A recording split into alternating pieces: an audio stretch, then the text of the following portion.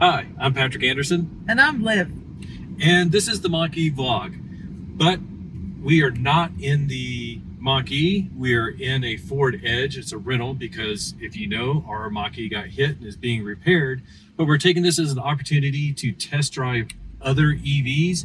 And right now, we're on our way to drive a VW ID.4. Yay, let's go.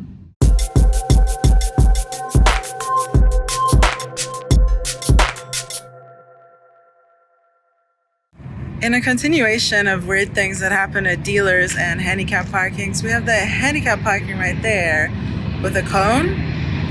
Don't know, we've seen the trains coming by. So what's up with that?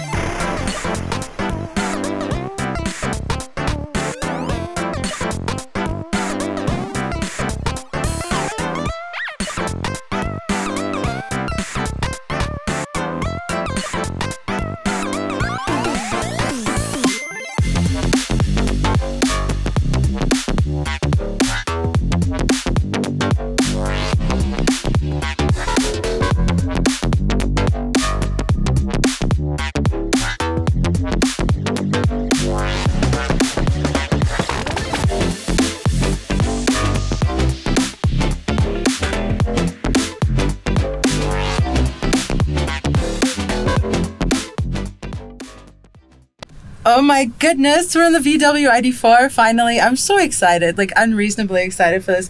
And the first thing that I want to do is turn off the air so you guys don't hear that.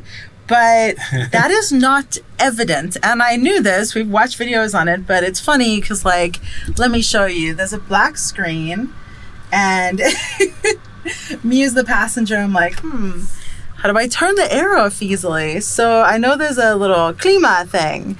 There we go. All right, so we're gonna try turn the air off. It's down a little bit. It's down a little bit. We're gonna have a little bit on because it's a hot day. It is a hot day. Oh, there's another handicap spot that is actually open. Oh, interesting. Okay, I mean, we're gonna get to the bottom of what's going on with handicap spots and dealerships and release a giant expose, and hopefully they will always be available for people who need them. Woo! Oh yeah, way less power. Still feels powerful though. The speed was exceeded. Oh, speed limit. Aha. So one of the things that I find super cool about this car is that the dash screen is actually attached to the steering wheel mount portion. So it's always adjusted based on where your steering wheel is.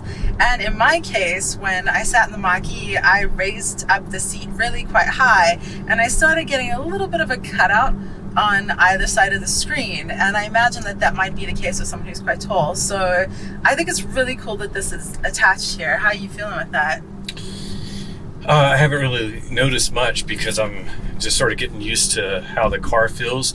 The accelerator and brake feel mushy, like a whisper mode times 3 or something like that. It coasts very well, which after using one pedal mode in the Mach-E for so long, it feels a little bit odd to coast like this, but not bad. Do you think it feels like my old car? No. That's what yours is, like times 1,000. This is times 3. Okay, fair. So we've heard that the screen is laggy. So let's see what things we can press and mess around with and see how laggy we can make it. I wonder if the people who said it was laggy had a pre-production demo. They obviously did, and when it's gotten the update, it's supposedly a lot better, and this obviously has the update. Yeah. See if you can find. Oh gosh, those brakes they're the opposite of touchy. Really? Yeah, that was a little bit unnerving, just because they sort of made a sudden slowdown, and I'm used to the touchy brakes in the Mach-E. But one of the things I want to do is looking at this. How easy is it to use while you're driving? And so far it doesn't seem too bad. I do want to, there we go, big buttons, big font. I really like that. Let's go to navigation and let's search. I think I just wanted to do charging because I wanted to see how easy that was. Oh, that looks cool. That looks really nice. That's not too bad. That's a very nice looking map. And what is this? Ugh. Oh, that, like if I'm doing a navigation, that would be your steps. Interestingly, I can tell this is not as smooth of a ride as the Mach-E because I'm finding it quite bumpy. Yeah. We are on somewhat of a bumpy road, pretty typical for old Colorado road sort of thing. Like Evans, our usual bumpy road that we test drive on. So, hey ID. Hey, that's it. Find charging stations.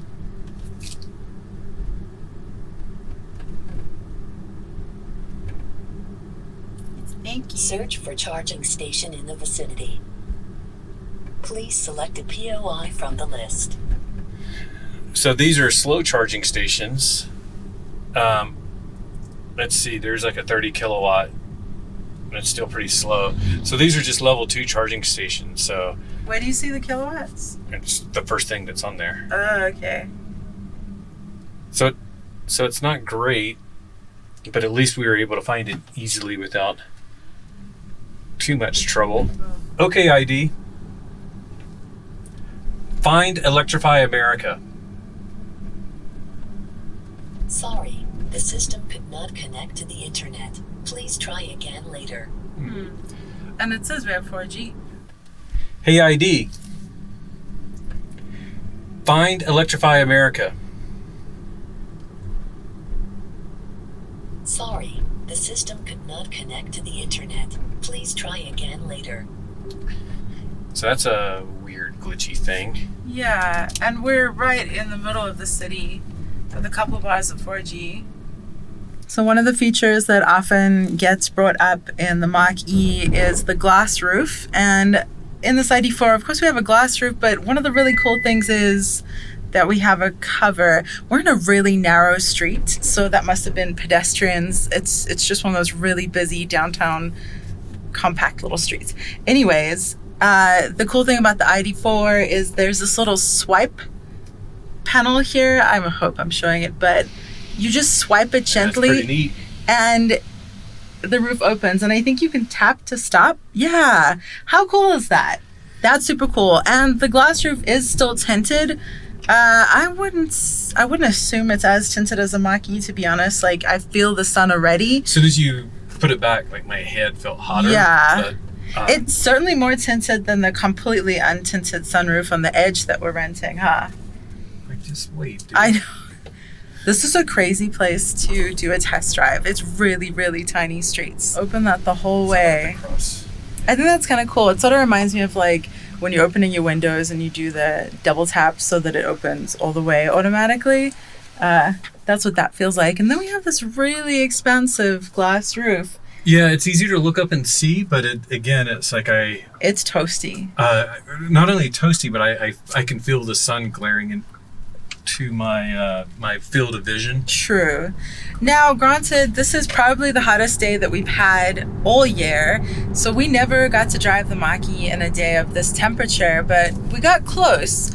So I'd be really interested. But I know for sure, based on comparisons that we did, thankfully for you guys, I know that this is a lot of sun to be getting on my face and on my arms, whereas with the Mach-E, this part of my body was very well covered by the tinted glass, huh? Yeah. Of course, driving dynamics, we've just been, doing some like side streets and stuff like that.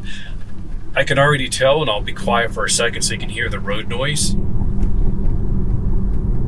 Of course, we do noise cancellation, but We do the same noise cancellation on every car. it feels like a decent amount of road noise. Of course, the car is quiet. It's an EV, so it's quiet, but it feels like it has a decent amount of road noise. The bumps, I wouldn't say it's rough. It's not bouncy, but it seems to have decent handling characteristics. Right back there, that bump was just sort of threw it off a little bit, but not too bad. I think it's bouncier than the Mach-E, to be honest. It's bumpier, not bouncier. Bumpier, yeah. It's not as smooth as the Mach-E. And this is simply as someone who's often doing the filming, holding the camera is proving quite challenging. I'm like holding my breath a lot. We gotta close that. Oh yeah. It is just... I haven't had a time yet in the Mach-E where I felt like I needed a sunroof. This is like slow motion. It is very but this one, cool. it's like it's the glare is what's bothering me from right there. Yeah, like it's quite a relief that it's covered now. Yeah. Yeah. It's a nice feature, but I wonder if you could add some good aftermarket tinting because it feels like it needs it. Interior is very comfortable, actually. Some of the materials feel like they're maybe just a bit cheaper, but not bad overall. I think that the matte finishes on a lot of the materials looks really plush, and the only mistake was that we have some glossy black in this segmented area here, which if you watch any other videos, I think looks really cheap and it tarnishes easily. Whoa, man. I know. It's like, whoa, man. I knew you were going to do that, but could you do it faster? Yeah, and good thing you're paying attention. I think it strikes a good balance of the touchscreen is here. It's fairly easy to use. I'm sure I would get used to it after a few more miles. But it has a lot of buttons. Now, these buttons are not like real buttons. They're just like surface buttons with some haptic feedback, which is not my favorite way of dealing with buttons. But at least I know where everything is at, like my volume control and whatnot. It's very easy to find. Same thing over here with the lights and whatnot. Very easy to get find your way around how the vehicle operates, which I like.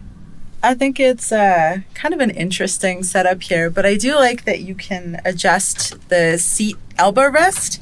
There's a little button here, so if you for some reason wanted that really high, you could set it high. That's just quite nice. Patrick's zipping around in traffic now.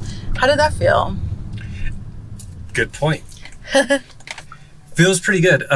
It's definitely not as quick as the Mach-E, and you really gotta mash it to get it to perform and to brake. Like I said, it feels like a whisper mode setting ×3. But I've had confidence, very, very much so, that I can just zip around and get around the traffic without any worries. So for as heavy as it is, it does like a really nice job. I think a lot of people will like this level of performance. It's not outlandish like a Model Y or a Mach-E. It's just it's a nice level of performance. I think that a lot of people will like. Same with the styling of the car. It's not flashy. Like if I park this, I don't think people are going to be gawking at it as they walk by. But it's not like an ugly car. It's just not flashy. So I think that's something that some people will prefer. Yeah, like it really is a bit disconcerting how pretty the Mach-E is, and sometimes it can be scary because people slow down on the highway or stare at you while they're driving, just get too close, things that you don't necessarily want in a beautiful car. And obviously it's really wonderful and exciting to have such a pretty car that people think is pretty too. But at the same time, something like this could be kind of nice that you have a really cool car, but it just slides in the middle. The view out the rear I thought was going to be a concern, but it's actually not too bad. Looking at it from the outside, it looks like a very short window to be viewing out with the rear view mirror, but it's not bad. Visibility out the front, I like. You don't have the hugely prominent hood like you do in the Mach-E, but it doesn't like just disappear like it does in the Model Y. So it's a nice in between. Because it's kind of curved on the side, so you can sort of see hints of where the hood is, and it is a very short front, so it's not being deceptive. There's not that much there, but there's also not a frunk, so Now, of course, comparing it to the Mach-E range and quickness, this is quite a bit slower than like the all-wheel drive extended range Mach-E, which is 4.8 seconds 0 to 60. This is around 8 seconds. It says like 8.5, but I've seen some reviewers say that they got it under 8 seconds. But that is a bit slower, obviously. And the range, it's rated for 250, and I've seen some range tests where it, anywhere from 240 on up to about 260.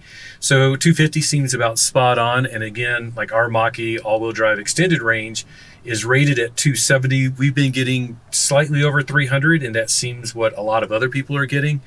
So I think that's where some of the price differences come out, as the Mach-E is a bit faster and a bit more range. And then there's like slight, details. Like I said, like there's a bit more cheaper plastic involved in some of the interior. It doesn't have a frunk, which is interesting for an EV. Part of that is the hood is so short, there's just really not much room up there. So it has, of course, a backup camera. Doesn't have a 360 camera, but at least that's a little bit helpful. And we're just backing up a little bit, and time to go. How do you like the gear changing stalk? It's a little bit odd, but use it like twice and I'm already used to it. Cool. So what's interesting that I've noticed as we're coming up to stoplights and stop signs, in the Mach-E, as you get close to the last couple of miles per hour slowing down, it really grips, so you come to a complete and full stop. This one, it's sort of like as you get close to 0 miles an hour, it's almost like it lets up slightly.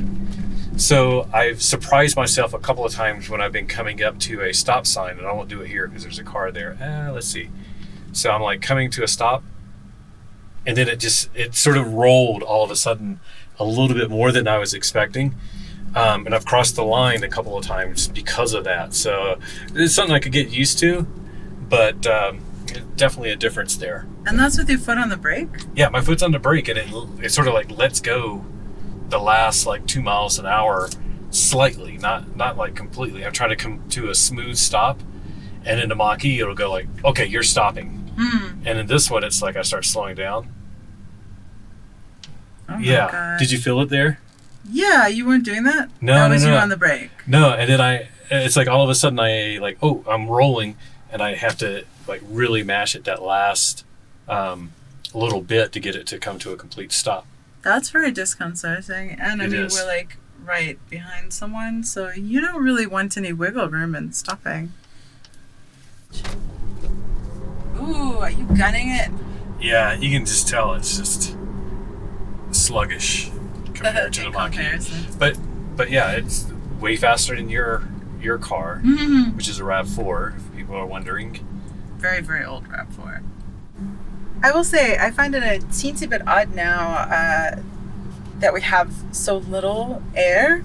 So these vents here are below the screen, so they feel quite far away. They feel very low. Like I sometimes, not all the time, but like right now my face is hot. I just want to blast it up my face. Exactly. For like 2 minutes and then have it down lower.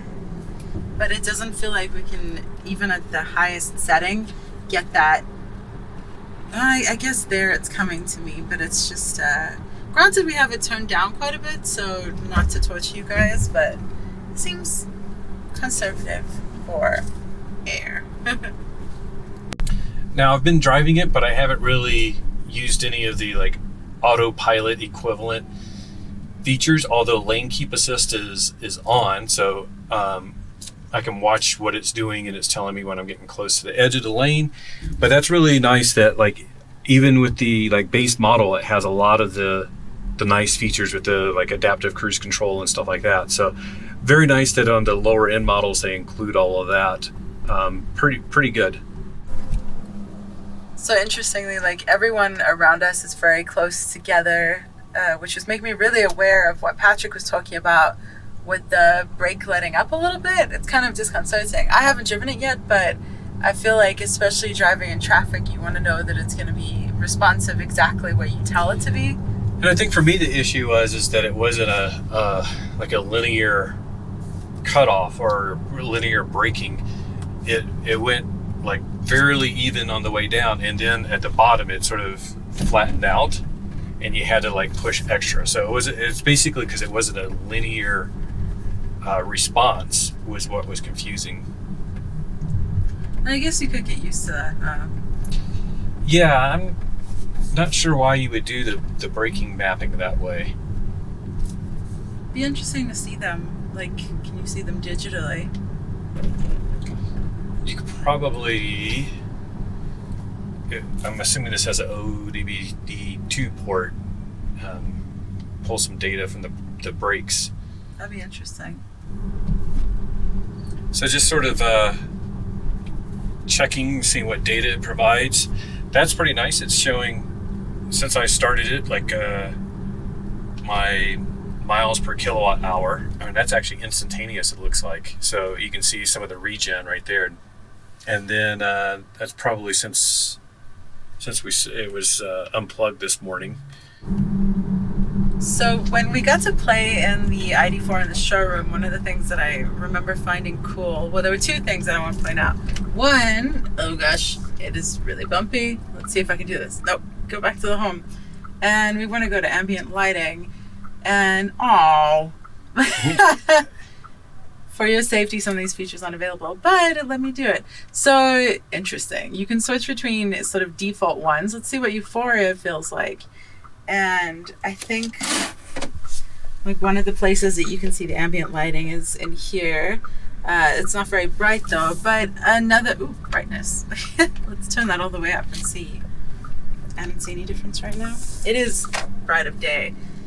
But we can also set custom, and there are two different lighting settings if it'll do anything.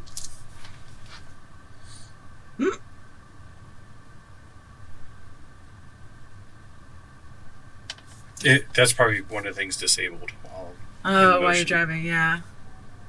Oh, there we go. Okay, cool. So this is really cool because you can use a hue color changer to select your color 1, color 2. So one is a dominant, one is a secondary, and pink and blue.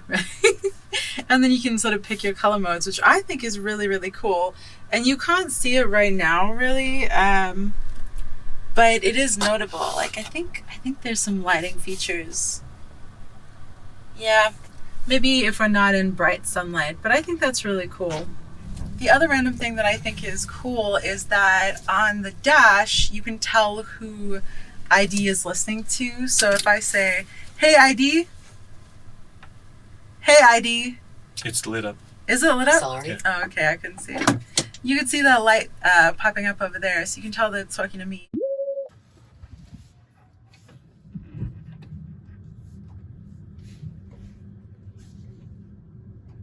Oh, it does coast. I gotta adjust my seat while we're driving, but... So we switched really, really quickly. Obviously, we just have a really short test drive. So I'm just kind of getting a little feel for this. It feels very much like a normal car. Definitely that coast there, but I think the brake is quite responsive. Maybe because I was sort of expecting my car, you know? Yeah, that could be it. I think this feels really nice. Feels pretty normal. I wouldn't say sporty. No, it definitely doesn't feel sporty. But like, oh, I see what you mean. It just let off on the brake there. I see what you mean. Yeah. That was disconcerting. It feels light. How much does this weigh? It's heavy. It But is. it's not as heavy as the Mach-E, but it's still pretty heavy. Let's see how this turns, because apparently it has a, what is that, 33-inch turning radius? 33 foot. Whoa, holy Ooh, cow. We're gonna die. That is insane. That seems just...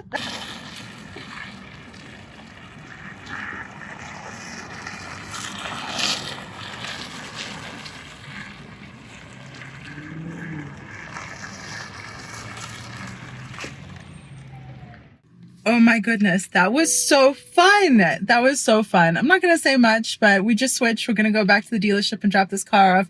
I just want to share how fun that was. I really liked that. That was it felt like a drive that I'm used to a little more, less responsive than the Mach-E, which is Ooh, Please follow the road for 900 feet. 900 Now feet. turn right. Just fine by me. The turning radius is pretty fun. That was very unexpected. That was cool. And now we're back from our test drive. So after having something to eat and getting to think about it for a bit, we'll give you some of the highlights we think of the VW ID.4. First of all, let's talk about what we liked about it. Everything. I thought it was awesome.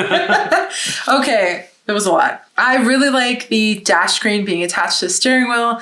The turning radius was awesome. Insanely small. Insanely small, tiny. I love how short the hood is. It feels like a small petite car. There's someone, Lori, that I've been talking with in the comments who seems to have a similar car profile to me, like smaller cars. And this feels like our car. Like just small, compact, petite. It doesn't feel as heavy as it is. And I think the cargo space is actually pretty good size considering it feels smaller on the outside, and like when you're driving it, it feels smaller. And I think part of that is just your position in the vehicle, looking out over it. Like you feel like you're, like the Mach-E, it has like that long hood. So you're sort of like, ooh, I gotta swing the nose out when I'm turning and stuff like that. So there is a lot to like about it. I think it's a lot of people will consider this. It is a little bit cheaper than the Mach-E at the base level and doesn't like extend higher up.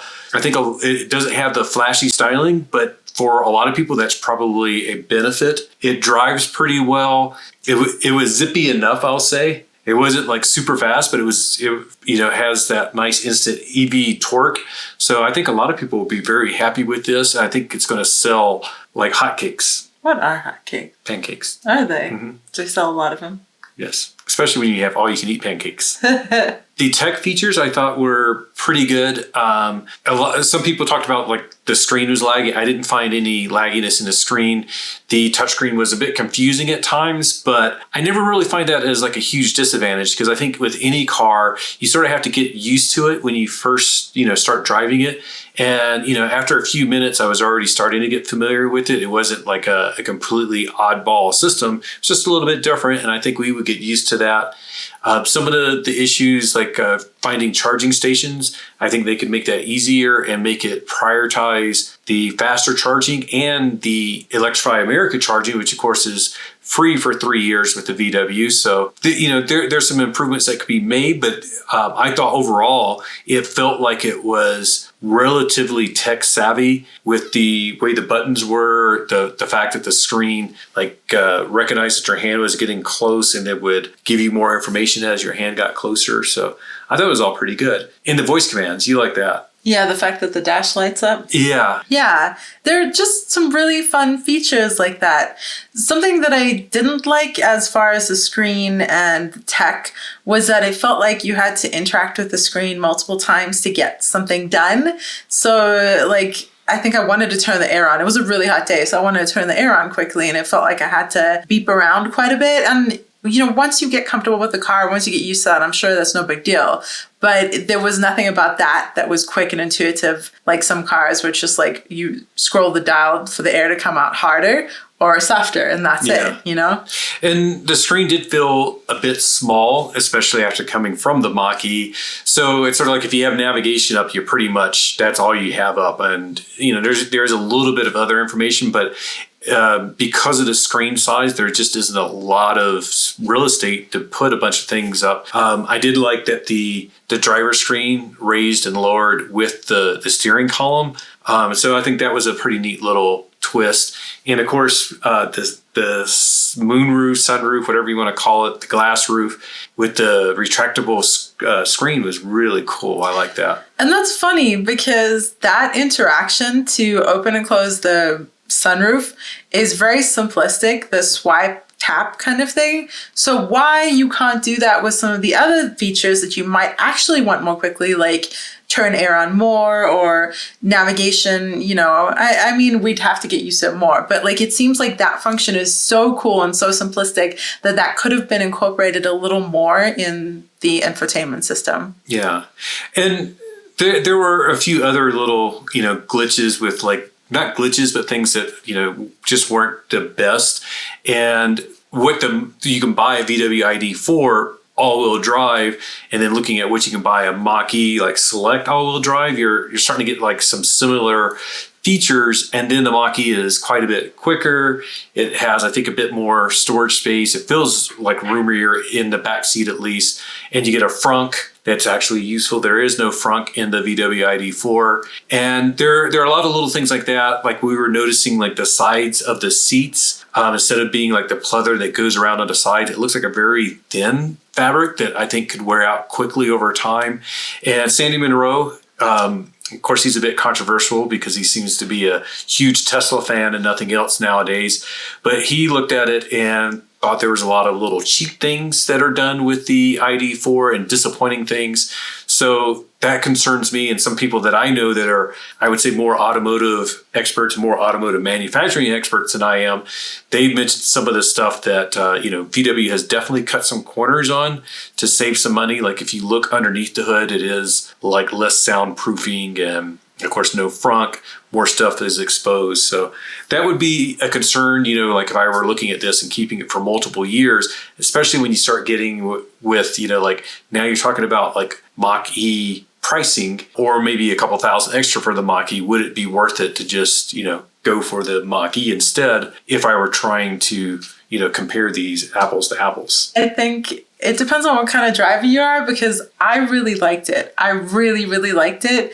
And it's that I really liked the drive. I didn't drive it very much. We were in a really busy part of town and I just drove it in a parking lot, but it immediately felt comfortable. It felt like it fit me. I think it looked like it fit me too. Yeah, and I think this is sort of the great thing is that cars are very much about your personality and what you like. So I think this is why, like when they talk about like Tesla versus Mach-E versus VW and which one is the best car? Well, a lot of it really does depend on your preferences. And this is like a great example. Like I think if we were looking at, and granted we got a higher end Mach-E, but if we were looking at lower end Mach-E versus VW ID.4, I would still go with the Mach-E. I think she would go with the VW ID.4 at the lower end. Yeah, and it's interesting. ID.4, low end Mach-E. And it's interesting because we drove the Audi e-tron in the same day. Look for that video here. There. But I realized that the moment I drove the e-tron, I had a very strong reaction, which you will see there. And it really struck home that he and I have very different driving styles, driving tastes. The moment he was in that e-tron, you could see how it felt for him and how it fit him. It was really awesome and really interesting. And the ID.4 is less powerful than the Mach-E. The brake is mushier, the accelerator not as responsive, and apparently I really like that. Yeah. Like it's very much more like a traditional car. And so far, some of the EVs that we've tried are super responsive. There's a lot of fine motor control that you need in your foot and your whole lower leg to control it. And I don't have that. So having sort of the wiggle room of a traditional style car with a little bit of a mushier brake, the coast if your foot is off the brake, so comforting. It's just, it's like a normal car, which he doesn't like. And to be honest, like I sort of think about the ID.4, what the Mach-E was going to be when they were looking at making sort of like a compliance Ford Escape type SUV EV. I think this is like what Ford would have come up with, something like that. And then instead they decided to make it a performance-based EV SUV, and you got the Mach-E. So not necessarily a right or wrong way, but I think like if you were considering a RAV4, for example, don't go with the hybrid RAV4, even though I hear it's pretty awesome. Consider the VW ID.4. I think you'd be like super pleased with it. The range, of course, might be an issue, but I've heard some great things about the range tests that have happened so far. It's not going to be 300 miles, but it looks like it will be maybe a little bit over 250. So if that's, especially if you're just doing mostly around town with this is like super duper awesome. And I think a lot of people are going to be happy with it. And it has a lot of comfort features from an SUV that you would expect. The storage space in the back and the height is very much an SUV. Yeah. It was really comfortable to get in and out of both the rear and the front seats. There was tons of room. And I got into the back behind my seat, my front seat, which is always pushed as far back as it can go. And I still had lots of room. It was really comfortable. Yeah. So would we pick it over the Mach-E? Well, first of all, this is a rear-wheel drive, 8-second SUV compared to the Mach-E. I'm definitely going with the extended range, all-wheel drive Mach-E that we have and super happy with it. But if you are not looking for that, give it a test drive. I think that the ID.4 definitely has an attractive package, especially, I think, for anyone who may not have charging at their home. The fact that you can get 3 years free Electrify America charging, this is a really appealing package. If you have access to chargers near you or near where you work and you live in an apartment or something, this is kind of the perfect car for you, really. Yeah, I was just thinking, because we were talking about that previously, the EA charging really wouldn't benefit us because I don't want to drive 10 miles to go get a charge. And we were lucky enough that we can charge at home. But those apartments right by your work, and then a mile away, there's a Walmart with an EA charger. So somebody that lived there, that would be perfect for them. Yeah, go do their shopping, plug in. Yeah. Once a week, maybe, depending on what they commute. Yeah. But yeah, so it wouldn't be a horrible thing to have to deal with. No, and then the investment would be giving them an opportunity to get into an electric vehicle and being able to really take advantage of that free charging. Because really, if we were to take advantage of it, it would be on road trips, Yeah, and some people look at that as EA can be a huge advantage. And if you're doing a lot of road trips, if you have free EA charging, that could be huge. Around town, I've looked at some of the estimates of what we would be doing, about 13,000 miles a year, and it may be $40 a month of charging at home. So $40 a month free charging could be nice, but if I have to drive 15 minutes out of my way each way, as well as sit there, it may not be as beneficial or worth the $40 free charging. So weigh that and sort of remember that it isn't just around the corner. It may be far away from you to get that free charging and not as useful as you think it might be. So something to consider. But if it works out, if you're right next to an EA charger, this would be a big bonus. Yeah. I certainly think that the vegan leather in the Mach-E is plush, beautiful. You can tell that it's just more solid, really premium. But the ID.4 is great. And I would love to see how the cheaper materials sort of last, because I'd be interested in replacing my car with that in a couple of years. I could definitely see that. But if those cheaper materials don't last, then that'll be the kicker. The Mach-E definitely feels more premium and it'll fare well. And I wouldn't say it's cheap, because sometimes you get in a car and you're this just feels cheap, it's going to fall apart. I would say it's a Honda or Toyota low end, RAV4, not super, super cheap, but just not more high end, which I think the Mach-E falls into. And we'll get to the e-tron video, like we said, where it's way high end, or not way high end, but more high end than the Mach-E. But anyways, it's just different levels. So what do you guys think? Have you given a test drive to any EV? Have you test driven the ID.4? Please let us know what you think. And if you are interested in it, let us know if that EA charging would be an actual benefit to you, or if you don't care about it as well. If there's another car that you would like us to test drive and compare to the Mach-E, please let us know down below. Porsche. Wait. I just heard them. They said we should drive the Porsche. You did? Okay. I think they said the I-Pace, actually. So. Oh, the I-Pace. Yeah, I tried to book an I-Pace for today, but they didn't have any available. Oh, really? Yeah. Oh, that says good things, though. Yes. So, if you have any other comments, drop them down below.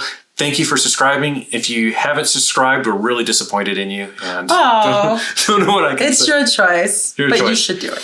And if you're going to do that, you might as well hit the bell. Yeah. Get notified when we publish stuff. So anyways, stay tuned. If we haven't published the e-tron Sportback video, we will soon. So stay tuned for that. And stay tuned for more Mach-E videos. I can't wait to release those. Yay. And stay charged. Stay charged. Or keep it electric. Or keep it zingy. No.